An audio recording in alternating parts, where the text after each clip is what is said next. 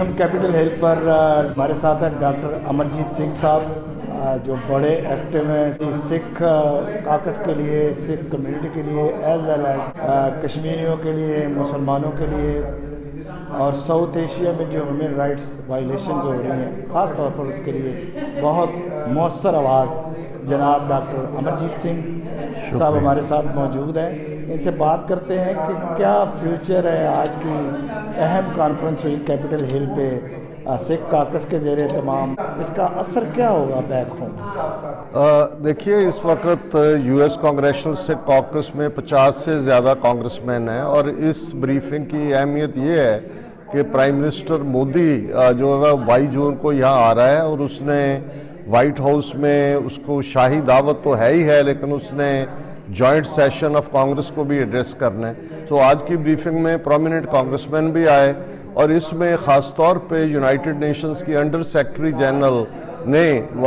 Zoom join کیا۔ اسی طرح یو ایس ایف کی جو 2 ٹائم جو ہے چیئر پرسن رہی وہ بھی اس کا حصہ تھی، ڈاکٹر اقتدار کرامت چیمہ جو گلوبل اسٹیئرنگ کمیٹی میں ہے یو این کے، وہ بھی تھے۔ ایک تو اس کا میسج بھارت سرکار کو دیا گیا امریکن لا میکرز کے ذریعے کہ ہم یہ اگنور نہیں کر سکتے کہ جو اس مودی نے، جس کو 12 سال 2002 سے 2014 تک امریکہ میں نہیں گھسنے دیا گیا تھا یو ایس ایف کی رپورٹ کے بیس پہ کہ اس نے جینوسائیڈ کیا مسلمانوں کا، آج جو بھارت جس نے آلموسٹ جو 28 مئی کو نئی پارلیمنٹ بلڈنگ بنی ہے، اس میں جو میپ لگایا گیا ہے اس میں پاکستان، بنگلہ دیش اور نیپال کو اکھنڈ بھارت کا حصہ بتایا گیا ہے، اور وہ ہاتھ میں سنگول لے کے جو چور ڈائنیسٹی کا سائن تھا اس نے اپنے آپ کو ایسے پریزنٹ کیا جیسے ہندو سمراٹ بن گیا انڈیا کا۔ جو انڈیا اس وقت بالکل ایسے ہی ہے جو نازی جرمنی تھا 1930s میں۔ اس بریفنگ کے ذریعے، اور آنے والے دنوں میں کانگریس مین لیٹر بھی لکھیں گے اسٹیٹ ڈپارٹمنٹ کو، پریزیڈنٹ کو، اور 22 جون کو ہم ایک زوردار پروٹیسٹ بھی کریں گے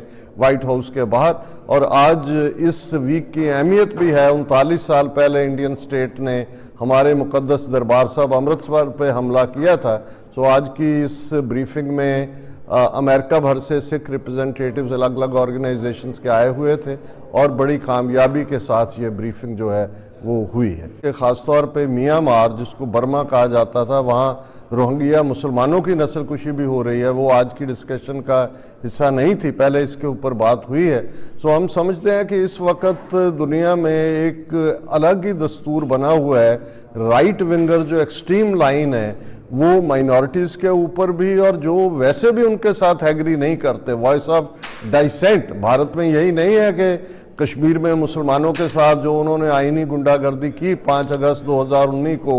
آرٹیکل 370-35A ختم کر کے، وہ تو چل ہی رہا ہے وہاں ظلم، وہاں پہ ڈرٹی ڈیز، ڈیموگرافی بدل رہے ہیں، ری ڈسٹرکٹنگ کر رہے ہیں، اس کا اسٹیٹ کا وجود بھی ختم کر دیا گیا ہے۔ اور بھارت بھر میں مسلمانوں کے ساتھ جو ظلم ہو رہے ہیں، پہلے انہوں نے ایودھیا مسجد گرائی، اب بنارس کی جو گیان ویاپی مسجد ہے اس کے اوپر بھی ہندوؤں نے اپنا دعویٰ جتایا۔ اس وقت ایک گنڈوں کا راج ہے، ہندو تو بھی گنڈا گردی حاوی ہے، اور ہم سمجھتے ہیں کہ جہاں بھی وائلیشن ہوتی ہے اس کے خلاف آواز اٹھانا ہمارا فرض ہے۔ اور ہم ایک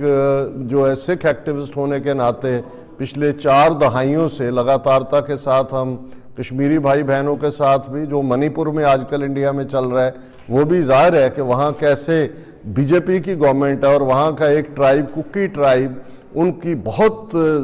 جو زوردار نسل کشی تو کر رہے ہیں، 200 چرچ جلا دیے گئے ہیں پچھلے 2 ہفتوں میں۔ اس وقت بھارت کے بارے میں جو باہر پرسیپشن بنی ہوئی ہے وہ ڈیموکریسی کی ہے، بٹ ڈیموکریسی نہیں، یہ تو اس وقت نازی کریسی بنی ہوئی ہے، اور مائنورٹیز کا وہاں جینا جو ہے وہ دوبھر بنا دیا گیا ہے۔ کیا اس کی آمد پہ کیا کہیں گے آپ؟ دیکھیے انفارچونیٹلی امریکہ جس کو ہم چیمپئن آف ہیومن رائٹس کہتے ہیں اور ہوپ آن دس پلینٹ، یہ انفارچونیٹ پارٹ ہے، خاص طور پہ بائیڈن ایڈمنسٹریشن جس طرح بینڈ بیکورڈ ہو کے مودی کو نہ صرف ویلکم کر رہا ہے، بہت ساری ان کی جو